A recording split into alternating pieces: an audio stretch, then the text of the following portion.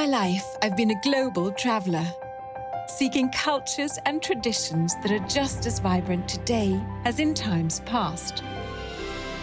We're opening doors, stepping into worlds most never see, because that's where the best stories are. We're sharing tales of local life and the working world, plus spending time with some of the most interesting people you'd ever want to meet. It's truly privileged access that always leaves me excited to explore more. In this episode of Exploring More with Karine, we're headed to Russia, where we'll introduce you to one of the country's extraordinary citizens, Mikhail Bobrov.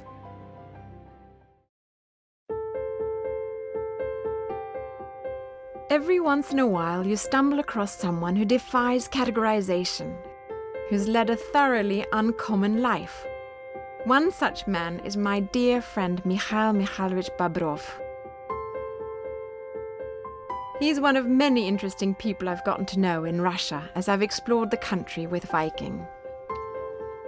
I first met Mikhail at the Hermitage when he was awarded a medal by the mayor, who proclaimed him the most honored citizen of St. Petersburg, the city he so dearly loves.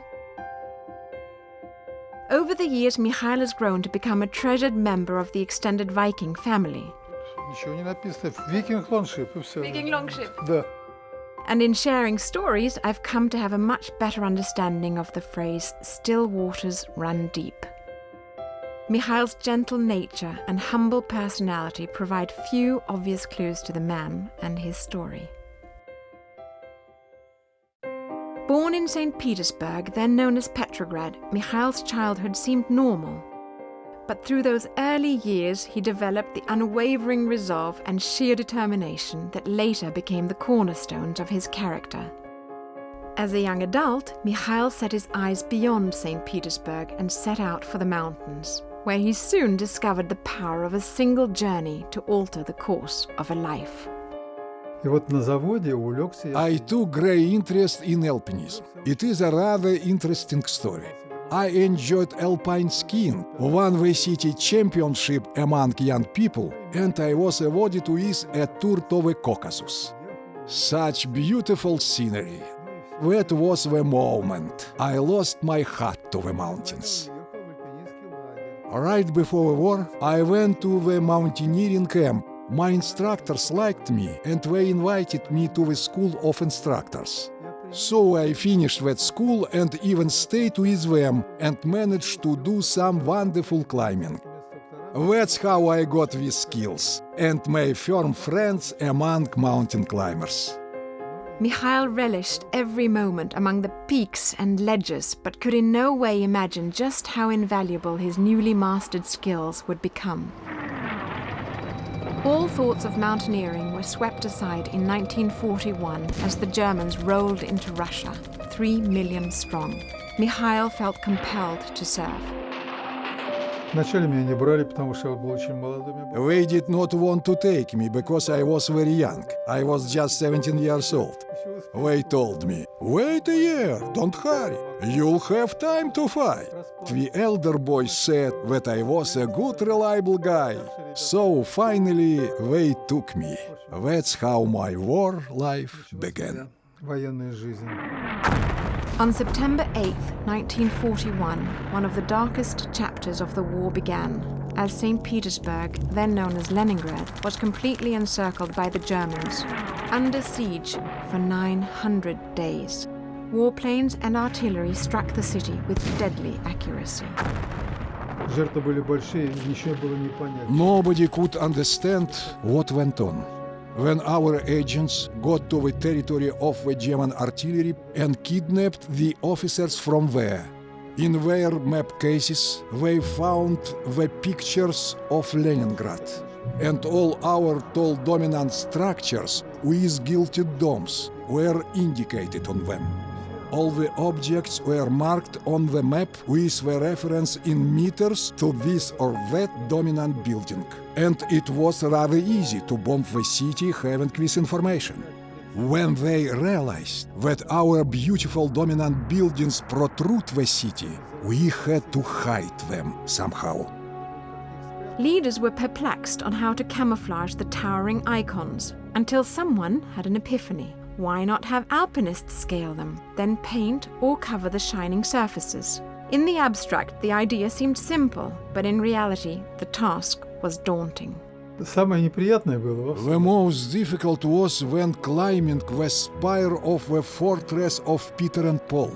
We were very hungry, but we got only 125 grams of bread a day, so we had no strength.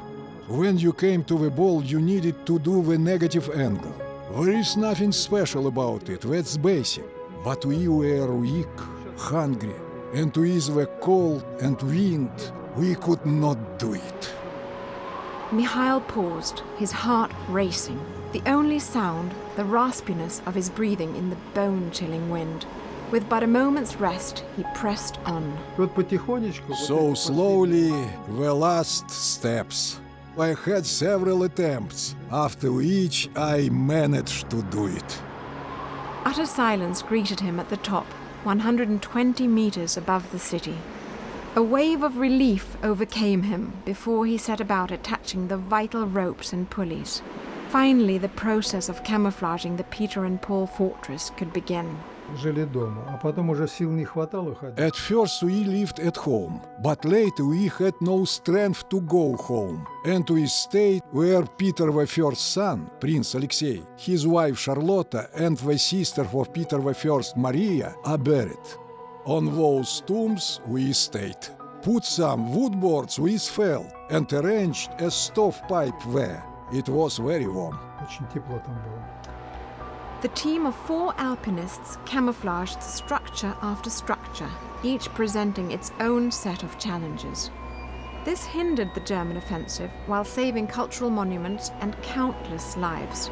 For this, Mikhail and his team were rewarded for their courage and heroism.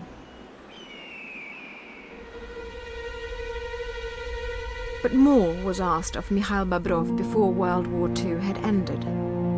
Of all places, he was sent to the Caucasus Mountains, lands he so loved. What had once been a place of refuge between the peaks had become a place of unfathomable violence, a savage fight for country and freedom on skis.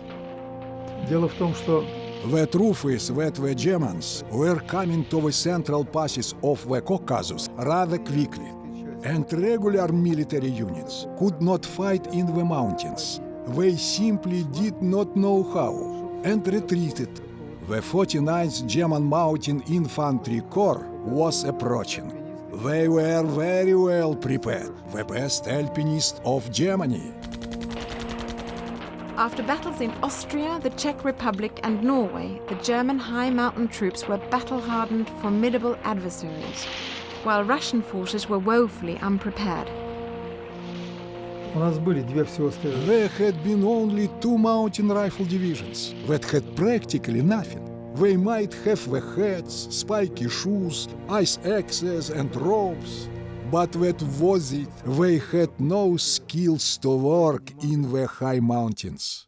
To counter, Stalin scoured the far corners of Russia in search of the country's supreme alpinists, including Mikhail Bobrov.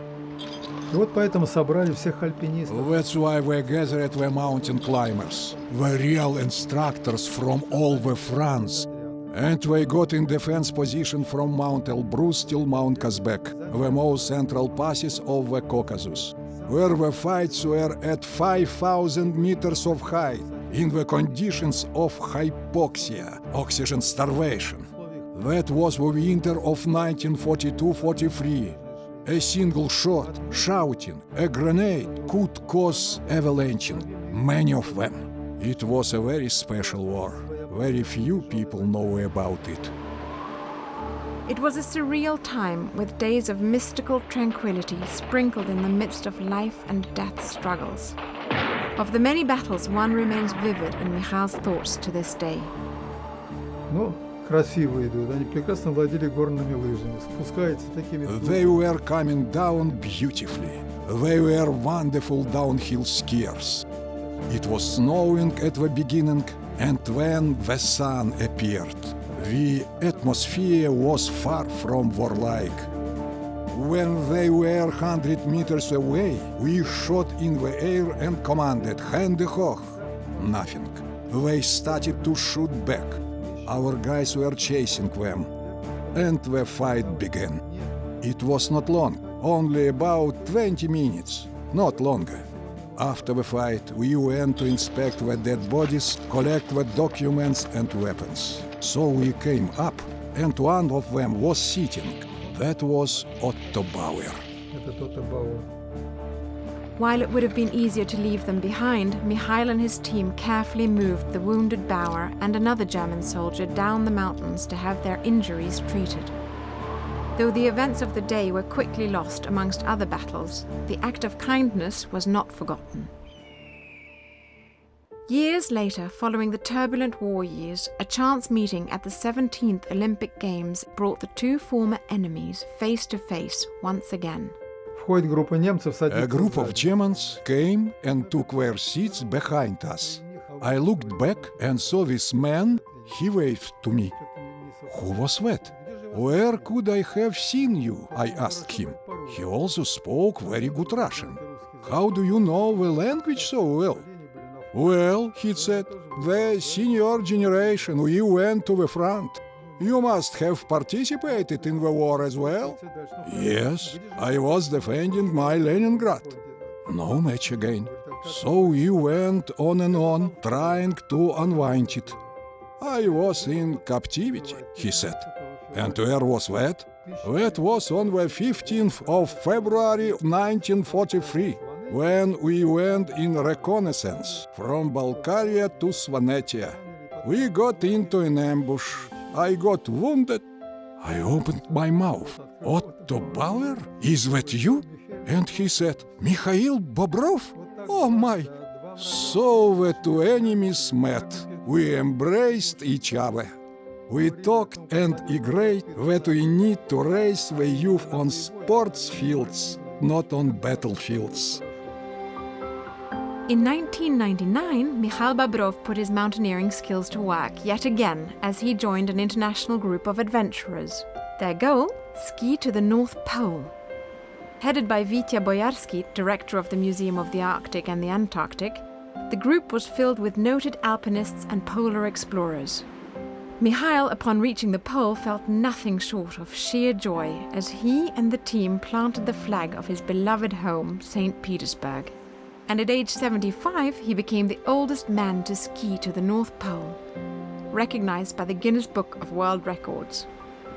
А там у нас родилась... During the trip, we got the idea. It was right before the 300th anniversary of the city's foundation. In honor of this, we decided to put up the flag of the city on the highest mountains of the continents. Extreme weather caused cancellation of the Mount Everest attempt. However, Mikhail was with the team as they summited Mount Kilimanjaro in Africa, Europe's Mount Elbrus, and Mount Kostjusho in Australia. We got along so well and were strong on each other. That was a wonderful time. Mikhail Mikhailovich Bobrov passed away in 2018 at age 95, but lived every minute of his life with purpose and passion until the very last moment. Mikhail Mikhailovich was an extraordinary hero, inspiring mentor, a true gentleman, and an unwavering friend.